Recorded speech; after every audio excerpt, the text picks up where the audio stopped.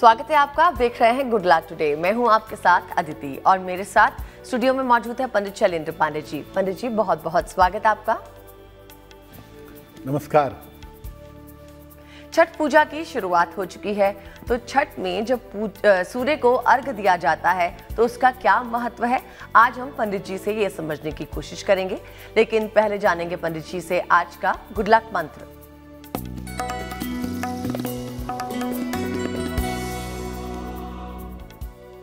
जिन लोगों को राजकीय सेवा में, गवर्नमेंट जॉब में सफलता चाहिए या जो लोग सरकारी नौकरी की तैयारी कर रहे हैं, उन्हें नियमित रूप से सूर्य देव को अर्घ देना चाहिए और अपने पिता के नित्य प्रातः चरण स्पर्श करने चाहिए। अगर ऐसा नित्य प्रातः आप करना शुरू करें तो आपकी कुंडली का सूर्य प्रबल होगा, और अगर सूर्य प्रबल होगा तो राजकीय सेवा, गवर्नमेंट जॉब प्राप्त कर पाना आपके लिए आसान होगा। चलिए अब पंडित जी से जानते हैं 7 नवंबर 2024 यानी बृहस्पतिवार का पंचांग।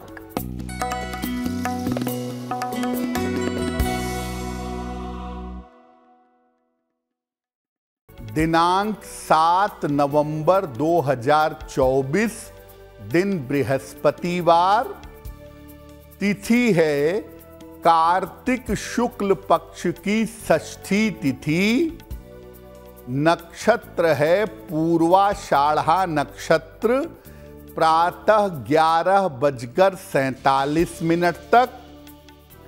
चंद्रमा धनु राशि में संचरण कर रहे हैं शाम के 5:54 तक। राहु काल का समय दोपहर 1:30 से लगभग 3 बजे तक। दक्षिण दिशा की तरफ यात्रा करने की मनाही है, लेकिन अगर यात्रा करना जरूरी है, मजबूरी है, तो जरा सी पीली सरसों खाकर और भगवान का स्मरण करके यात्रा करेंगे तो मुश्किल से बचे रहेंगे। जैसे कि प्रोग्राम की शुरुआत में हमने बात की कि आज हम छठ पूजा के बारे में जानेंगे, तो सबसे पहले तो यही समझ लेते हैं कि क्या है छठ पूजा और इसका वैज्ञानिक और पौराणिक महत्व क्या है। बताइए पंडित जी। जी देखिए, आज हम एक ऐसी पूजा की बात करने जा रहे हैं जिसको सामान्य पूजा नहीं कहते, महापूजा कहते हैं, महा उपासना कहते हैं, और वो महापर्व है छठ का। क्या महत्व है इसका? देखिए, कार्तिक मास में भगवान सूर्य की पूजा की परंपरा पाई जाती है और शुक्ल पक्ष में षष्ठी तिथि को भगवान सूर्य की पूजा का विशेष विधान है। इस पूजा की शुरुआत मुख्य रूप से बिहार और झारखंड से हुई थी, और अब ये पूजा, ये उपासना देश विदेश तक फैल चुकी है। इस पूजा का आरंभ किया था अंग देश के महाराज कर्ण ने। जहां आज भागलपुर है, मुंगेर है, वो इलाका अंग देश का इलाका है। वहां के महाराज कर्ण सूर्य देव के उपासक थे, इसीलिए परंपरा के रूप में सूर्य पूजा का विशेष प्रभाव इस इलाके पर दिखाई देता है। कार्तिक के महीने में सूर्य अपनी नीच राशि में होते हैं, इसीलिए सूर्य देव की विशेष उपासना की जाती है ताकि स्वास्थ्य की समस्याएं परेशान न करें। षष्ठी तिथि का संबंध होता है संतान की आयु के साथ, इसीलिए सूर्य देव और षष्ठी की पूजा से संतान की प्राप्ति भी हो जाती है और संतान की आयु की रक्षा भी हो जाती है। सूर्य उपासना से कार्तिक के महीने में वैज्ञानिक रूप से हम ऊर्जावान रहते हैं, हम स्वस्थ रहते हैं। यानी जब आप कार्तिक के महीने में सूर्य देव की उपासना करेंगे तो आपके आयु की रक्षा होगी और आपका स्वास्थ्य बेहतर होगा। षष्ठी तिथि पर जब आप सूर्य देव की उपासना करते हैं तो इससे आपको संतान की प्राप्ति भी होती है और संतान की उन्नति जीवन में होनी शुरू हो जाती है। चलिए अब पंडित जी से ये जान लेते हैं कि मेष, वृषभ और मिथुन राशि वालों के लिए आने वाले दिन का भाग्यफल कैसा रहेगा।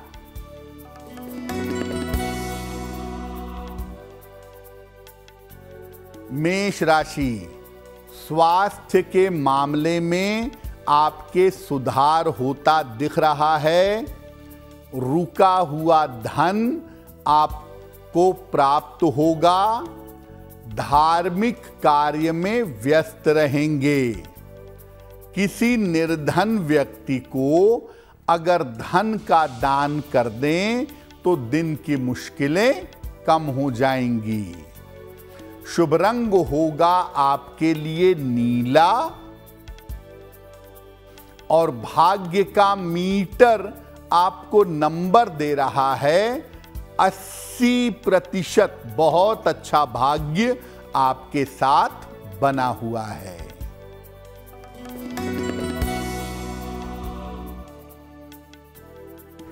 वृषभ राशि, स्वास्थ्य का ध्यान रखें। करियर में विवादों से बचाव करें। शाम से स्थितियों में सुधार होगा।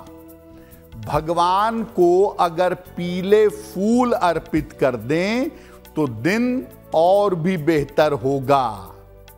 शुभ रंग होगा आपके लिए आसमानी और भाग्य का मीटर आपको नंबर दे रहा है 65%। जितनी मेहनत करेंगे उतना ही आपको लाभ होगा।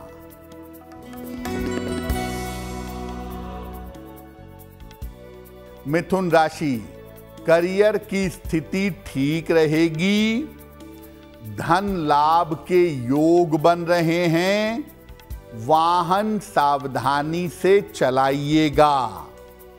किसी निर्धन व्यक्ति को अगर केले का दान कर दें तो दिन की मुश्किलें कम हो जाएंगी। शुभ रंग होगा आपके लिए पीला और भाग्य का मीटर आपको नंबर दे रहा है 70%। मध्यम भाग्य आपके साथ बना हुआ है। पंडित जी, ये तो हम जानते हैं कि छठ की शुरुआत नहाय खाए से होती है, लेकिन ये बताइए सटीक तरीके से कि छठ की पूजा विधि क्या है। देखिए, कुल मिलाकर छठ का जो पर्व है ये 4 दिनों तक चलता है। 4 दिनों का महापर्व है। इसकी शुरुआत होती है कार्तिक शुक्ल पक्ष की चतुर्थी तिथि से और सप्तमी तिथि को प्रातः काल अरुण वेला में इस व्रत का समापन होता है। कार्तिक शुक्ल चतुर्थी को नहाय खाए के साथ इस व्रत की शुरुआत होती है। इस दिन से स्वच्छता पर विशेष ध्यान दिया जाता है और स्वच्छता की स्थिति अच्छी रखी जाती है। इस दिन लौकी और चावल का आहार ग्रहण किया जाता है। दूसरे दिन को लोहंडा खरना कहा जाता है। इस दिन दिन भर उपवास रख करके शाम को खीर का सेवन किया जाता है। खीर गुड़ या गन्ने के रस की बनी हुई होती है। इसमें नमक या चीनी का प्रयोग नहीं होता। तीसरे दिन दिन भर उपवास रख करके डूबते हुए सूर्य को अर्घ दिया जाता है और विशेष प्रकार का पकवान ठेकुआ और मौसमी फल चढ़ाया जाता है। अर्घ दिया जाता है दूध से और जल से। चौथे दिन भोर में एकदम अर्ली मॉर्निंग उगते हुए सूर्य को अंतिम अर्घ दिया जाता है और इसके बाद कच्चा दूध और प्रसाद को खा करके व्रत का समापन किया जाता है।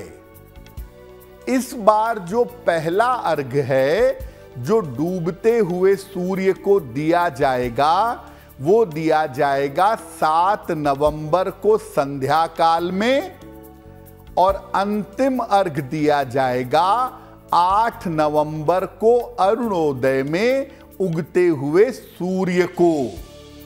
तो मुख्यतः ये पर्व 8 नवंबर को अंतिम अर्घ देने के साथ समाप्त हो जाएगा।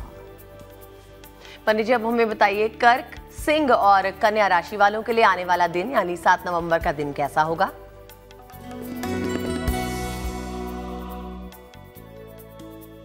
कर्क राशि, मानसिक चिंताएं आपकी समाप्त होती जाएंगी। उपहार और सम्मान का लाभ मिलेगा। नौकरी में आपके सुधार होगा। खाने पीने की वस्तु का दान कर दें तो दिन बेहतर होगा। शुभ रंग होगा आपके लिए लाल और भाग्य का मीटर आपको नंबर दे रहा है 70% मध्यम भाग्य आपके साथ बना हुआ है।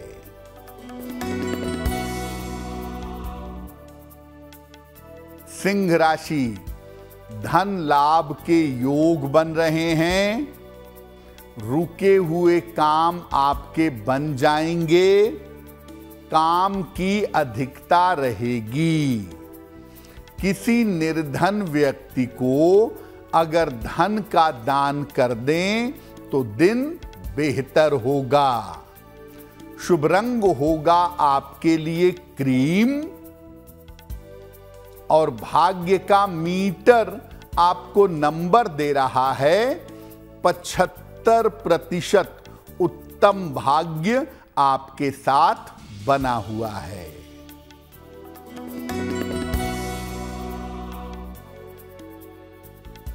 कन्या राशि, अभी भी स्वास्थ्य का ध्यान बनाए रखें। परिवार में विवादों से बचाव करें। हालांकि धन लाभ के योग बन रहे हैं। भगवान को पीले फूल अर्पित कर दें तो दिन बेहतर होगा। शुभ रंग होगा आपके लिए हरा और भाग्य का मीटर आपको नंबर दे रहा है 65%। जितनी मेहनत करेंगे उतना ही आपको लाभ होगा।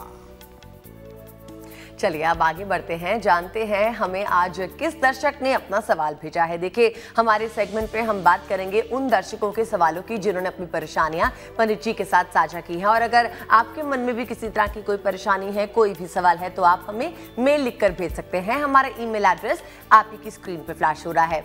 अब जान लेते हैं किस दर्शक का सवाल पंडित जी अभी शो में ले रहे हैं। बताइए पंडित जी। जी,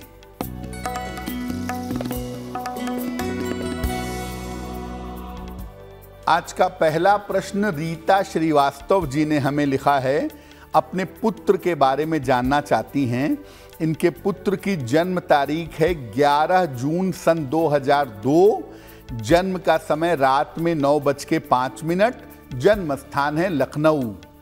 रीता जी पूछ रही हैं कि मेरा पुत्र पढ़ाई करने के लिए आगे विदेश जाना चाहता है, क्या पुत्र को विदेश भेजना सही होगा और उसका भविष्य कैसा रहेगा? रीता जी, ज्योतिष के अनुसार अभी आपके पुत्र को विदेश भेजने की मैं सलाह नहीं दूंगा। आप अपने पुत्र को मैनेजमेंट की पढ़ाई इंडिया से ही करवाइए। हाँ, लखनऊ से दूर जाके जरूर पढ़ सकते हैं, लेकिन अभी 2 वर्षों तक विदेश जाने की सलाह नहीं है। भविष्य इनका अच्छा है, भविष्य में नौकरी करने के लिए जरूर विदेश जा सकते हैं, लेकिन पढ़ने के लिए और सेटलमेंट के लिए विदेश जाना इनका मुश्किल है। इनको एक पन्ना बनवा के पहना दें, 6-7 रत्ती का पन्ना, चांदी की अंगूठी में, दाहिने हाथ की सबसे छोटी उंगली में, बुधवार की शाम को एक पन्ना पहनाने से लाभ होगा। और अब जानते हैं कि हमारे दूसरे दर्शक कौन हैं, इनकी क्या समस्या है और पंडित जी इनके लिए क्या समाधान बता रहे हैं। बताइए पंडित जी। जी,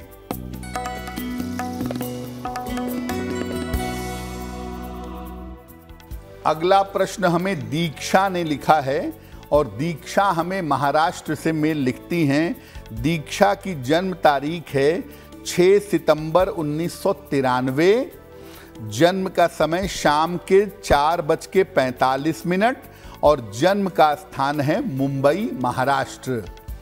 दीक्षा पूछ रही हैं कि मेरा विवाह अब तक नहीं हो पाया है, तो मेरे विवाह होने की क्या संभावना है और मेरा वैवाहिक जीवन कैसा रहेगा?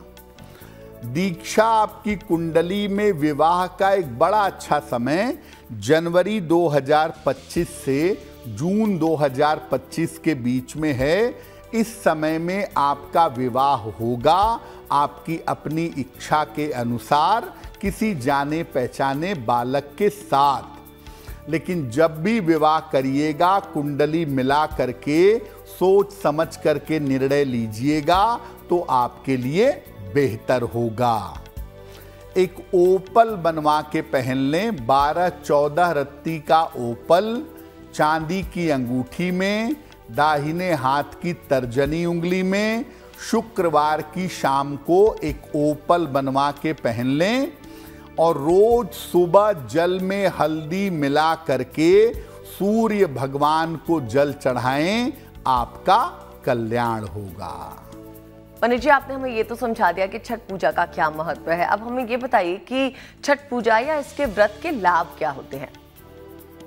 देखिए, भगवान सूर्य की महा उपासना है छठ की पूजा, और इसके वो तमाम लाभ होते हैं जो सूर्य से संबंध रखते हैं। जिन लोगों को संतान नहीं हो पा रही हो या संतान होकर बार बार समाप्त हो जा रही हो, ऐसे लोग अगर छठ पर उपासना करें या छठ का व्रत रखें तो उन्हें अद्भुत लाभ होगा। अगर संतान पक्ष की तरफ से कष्ट है या चिंता है तो भी ये व्रत लाभदायक होता है। अगर कुष्ठ रोग है या पाचन तंत्र की गंभीर समस्या है तो भी इस व्रत को रखना शुभ होगा। जिन लोगों की कुंडली में सूर्य की स्थिति खराब हो या राज्य पक्ष से, गवर्नमेंट की तरफ से कोई प्रॉब्लम हो, ऐसे लोगों को भी छठ की पूजा करनी चाहिए और छठ का व्रत अवश्य रखना चाहिए। अब हमें बताइए पंडित जी के 7 नवंबर का दिन यानी बृहस्पतिवार का दिन तुला, वृश्चिक और धनु राशि वालों के लिए कैसा रहने वाला है।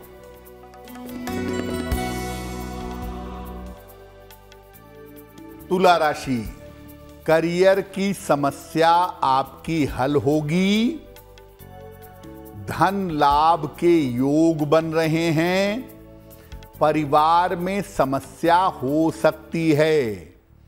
किसी निर्धन व्यक्ति को अगर केले का दान कर दें तो दिन की मुश्किलें कम हो जाएंगी।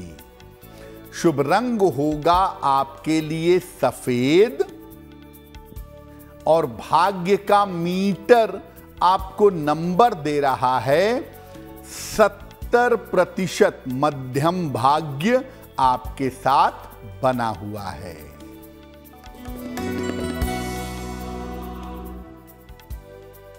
वृश्चिक राशि, छोटी यात्रा के योग बन रहे हैं। करियर में आपको लाभ होगा। संपत्ति खरीद सकते हैं। खाने पीने की वस्तु का दान करें तो दिन बेहतर होगा। शुभ रंग होगा आपके लिए लाल और भाग्य का मीटर आपको नंबर दे रहा है 70% मध्यम भाग्य आपके साथ बना हुआ है।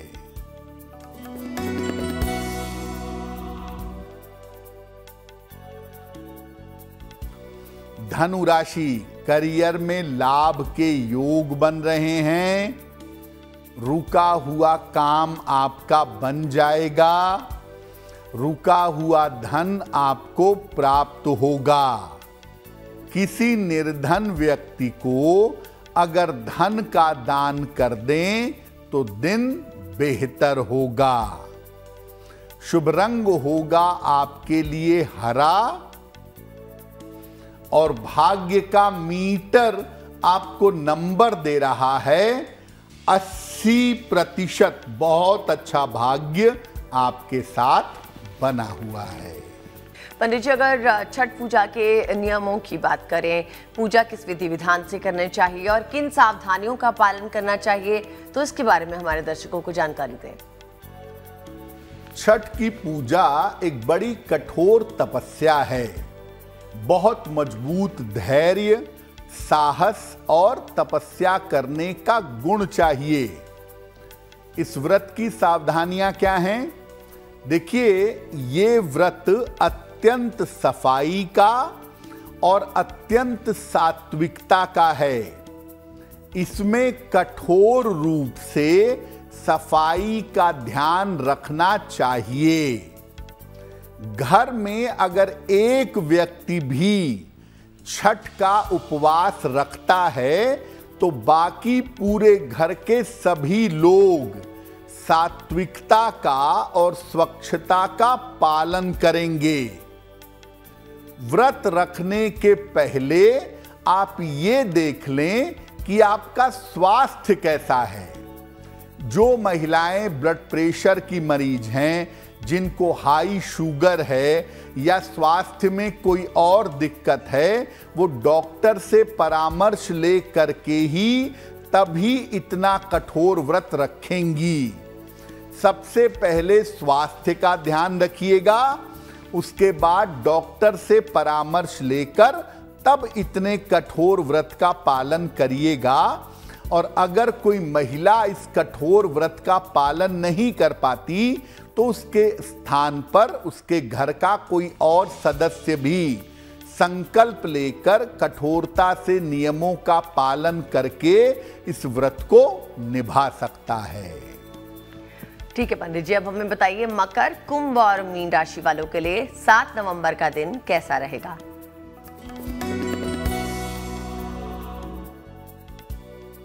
मकर राशि, व्यर्थ की दौड़ भाग आपकी रह सकती है। करियर में समस्या हो सकती है। शाम से स्थितियों में सुधार होना शुरू हो जाएगा। भगवान को अगर पीले फूल अर्पित कर दें तो दिन बेहतर होगा। शुभ रंग होगा आपके लिए गुलाबी और भाग्य का मीटर आपको नंबर दे रहा है 65%। जितनी मेहनत होगी उतना ही लाभ होगा।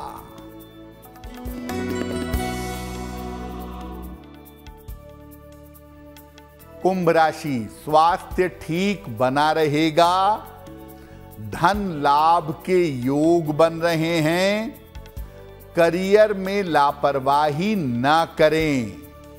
किसी निर्धन व्यक्ति को अगर केले का दान कर दें तो दिन बेहतर होगा।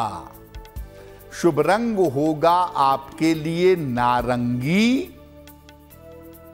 और भाग्य का मीटर आपको नंबर दे रहा है 70% मध्यम भाग्य आपके साथ बना हुआ है।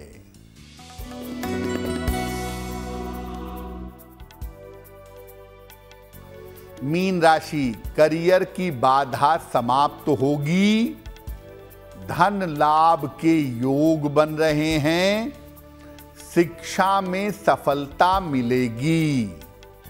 किसी निर्धन व्यक्ति को अगर धन का दान कर दें तो दिन बेहतर होगा।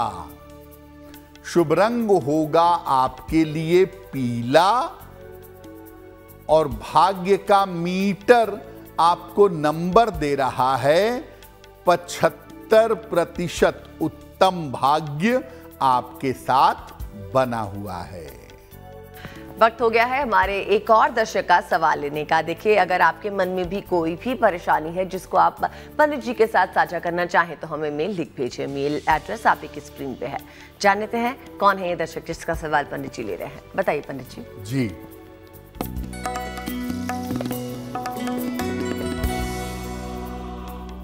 अगला प्रश्न अन्नपूर्णा देवी ने हमें लिखा है और अन्नपूर्णा जी हमें बिहार से मेल लिखती हैं।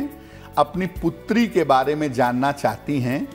पुत्री की जन्म की तारीख है 27 फरवरी 1999। जन्म का समय शाम के 5 बजे और जन्म का स्थान है भागलपुर, बिहार। ये कह रही हैं कि मेरी पुत्री के स्वास्थ्य में कुछ न कुछ समस्या रोज लगी रहती है और जिस वजह से उसके पढ़ाई में भी अड़चन आ रही है, तो उसके स्वास्थ्य को कैसे बेहतर किया जाए और क्या मेरी पुत्री को भविष्य में अच्छी नौकरी मिल पाएगी। अन्नपूर्णा जी, आपकी पुत्री जो है इसके स्वास्थ्य में ज़्यादा दिक्कतें नहीं हैं, केवल इसके डाइजेशन में प्रॉब्लम है। अगर अपना खान पान थोड़ा रूटीन में ले आएं, जिंदगी को थोड़ा सिस्टम में ले आएं, तो निश्चित रूप से इनकी मुश्किलें कम हो जाएंगी। इनको आप कहिए कि ये बैंक की नौकरी के लिए या फाइनेंस की नौकरी के लिए तैयारी करें, उसमें इनको बहुत अच्छी नौकरी भविष्य में प्राप्त होगी। फिलहाल अपनी पुत्री को एक पन्ना, लगभग 7-8 रत्ती का पन्ना चांदी के लॉकेट में काले धागे में बुधवार की शाम को इनके गले में पहना दीजिएगा, काफी बेहतर रहेगा। और अपनी पुत्री से कहें कि वो रोज सुबह सूर्य भगवान को जल चढ़ाएं तो उनके लिए शुभ होगा। और अब लेंगे हमारे आखिरी दर्शक का सवाल। जानेंगे कौन है वो। बताइए पंडित जी। जी,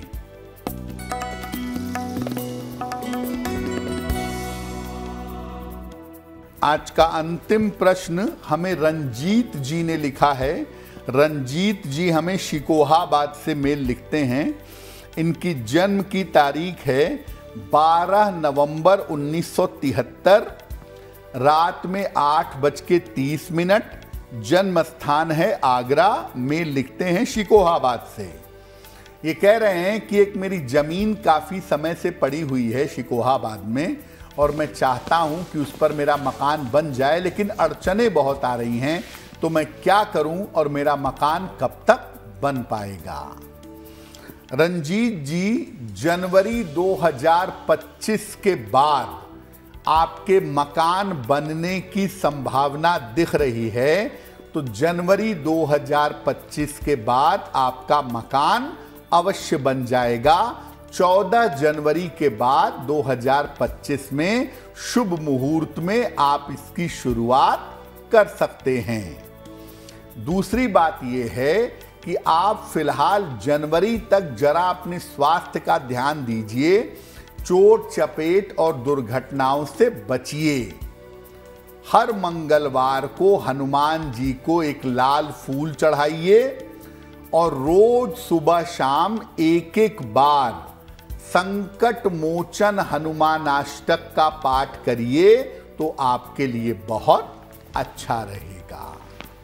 पंडित जी, अगर कोई व्यक्ति छठ के व्रत में सूर्य को अर्घ देता है और वो व्रत नहीं रखता तो उसको किस तरह का लाभ हो सकता है? बिल्कुल, देखिए, अगर आपकी कुंडली में सूर्य की स्थिति खराब है, सूर्य छठे, 8वें, 12वें बैठा है, पाप ग्रह से प्रभावित है, नीच राशि में बैठा है, आपका संध्या काल का जन्म है, ऐसी तमाम स्थिति में सूर्य आपके जीवन में मुश्किलें जरूर पैदा करेगा।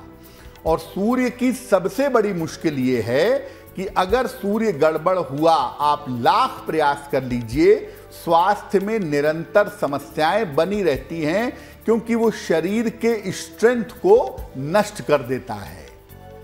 ऐसी स्थिति में आप छठ में व्रत रखें या न रखें, डूबते हुए सूर्य को, यानी इस बार 7 नवंबर को जब सूर्य देव अस्त हो रहे हों उस समय अर्घ दे के प्रार्थना करिए, और 8 नवंबर को सुबह सुबह जब सूर्य देव उग रहे हों उस समय जल अर्पित करके प्रार्थना करिएगा। यानी दोनों समय छठ के पर्व में अगर आप अर्घ दे करके प्रार्थना करेंगे तो सूर्य से जुड़ी हुई जो समस्याएं आपके जीवन में हैं वो समस्याएं दूर हो जाएंगी।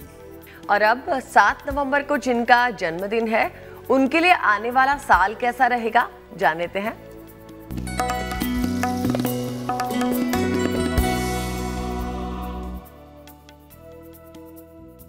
जिन लोगों का जन्मदिन 7 नवंबर को है उन्हें हम सबकी तरफ से जन्मदिन की हार्दिक शुभकामनाएं। आने वाले वर्ष में आपका स्वास्थ्य ठीक बना रहेगा, करियर में बड़ा बदलाव होगा और इसके बाद सुधार होगा, धन संपत्ति की स्थिति कुल मिलाकर ठीक रहेगी, विवाह और संतान के मामलों में अभी विलंब होगा। क्या करेंगे? पूरे साल भर गणेश जी की अगर उपासना करें तो ये वर्ष आपके लिए बहुत अच्छा रहेगा। अब आज की जिज्ञासा के बारे में बात करते हैं। जिज्ञासा ये है कि अगर छठ का व्रत ना भी रख पाए तो क्या छठ में सूर्यदेव को दोनों वेले अर्घ दे सकते हैं?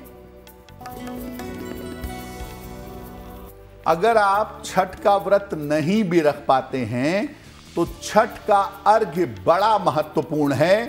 क्या वो दिया जा सकता है बिना व्रत के?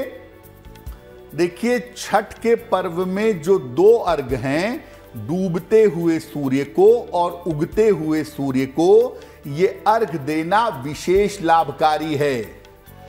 अगर आप उपवास नहीं भी रख पाते तो सात्विकता और सफाई रख करके सूर्य देव को अर्घ दे सकते हैं, और ये अर्घ बड़ा विशेष होता है। इसको देने से सूर्य देव की विशेष कृपा प्राप्त होती है। चलिए, अब 7 नवंबर 2024 यानी बृहस्पतिवार का शुभ पहर कौन सा है, जान लेते हैं पंडित जी से। दिनांक 7 नवंबर 2024 दिन बृहस्पतिवार का शुभ पहर। शुभ पहर का समय है शाम के 6 बजे से 7:30 के बीच में। इस समय में बृहस्पति मंत्र का ओम ब्रीम बृहस्पतये नमः, इस मंत्र का यथाशक्ति जप करें। ऐसा करने से आपके पारिवारिक समस्याओं में सुधार होगा। लेकिन करेंगे शुभ पहर में ही। 7 नवंबर बृहस्पतिवार शाम को 6 बजे से 7:30 के बीच में। अक्सर प्रोग्राम के अंत में हम किसी एक राशि के बारे में बात करते हैं और इस राशि का चयन पंडित जी ही करते हैं। पंडित जी बताते हैं कि इस राशि का आने वाला समय कैसा रहेगा, क्या उनके अवगुण हैं, क्या उनके गुण हैं। आइए ये सारी जानकारी पंडित जी से लेते हैं। हम आपको बता रहे हैं अलग अलग राशियों के संतान पक्ष के बारे में। आज की गुड लक राशि है धनु राशि। इनको संतान पक्ष से अक्सर समस्या होती है जिंदगी में और इनकी संतान को उन्नति करने में भी जीवन में समस्या होती रहती है।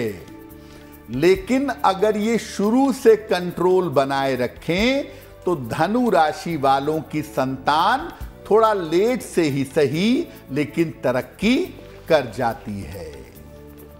और अब वक्त हो गया है आज का महा उपाय जानने का, यानी कि एक ऐसा उपाय जो आपके जीवन को बेहद ही सकुशल बना सकता है। जानते हैं कौन सा है ये महा उपाय, बताइए पंडित जी।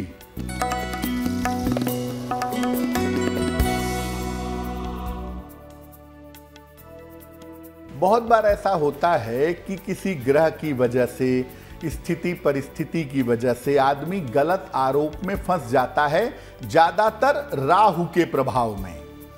अगर आपके ऊपर कोई झूठा आरोप लग गया है, किसी गलत आरोप में फंस गए हैं, तो क्या करेंगे?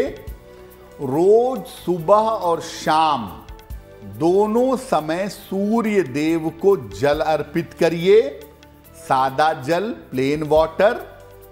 दोनों समय कम से कम 27 बार गायत्री मंत्र का जप करिए और कोशिश करिए कि आप सात्विक भोजन करें, मांस, मदिरा इत्यादि का प्रयोग ना करें। अगर आप ऐसा उपाय नियमित रूप से करें, आपके ऊपर कितना भी बड़ा, कितना भी बुरा गलत आरोप लगा होगा, आप उससे बच करके बाहर आ जाएंगे। तो जाना पंडित जी से आज का महा उपाय, और साथ ही वक्त हो गया है आपसे विदा लेने का। पंडित जी बहुत बहुत शुक्रिया हमारे साथ जुड़ने के लिए। धन्यवाद। साथ ही मुझे यानी अदिति को भी दीजिए इजाजत, लेकिन देश और दुनिया की बाकी खबरों के लिए देखते रहिए GNT यानी गुड न्यूज टुडे।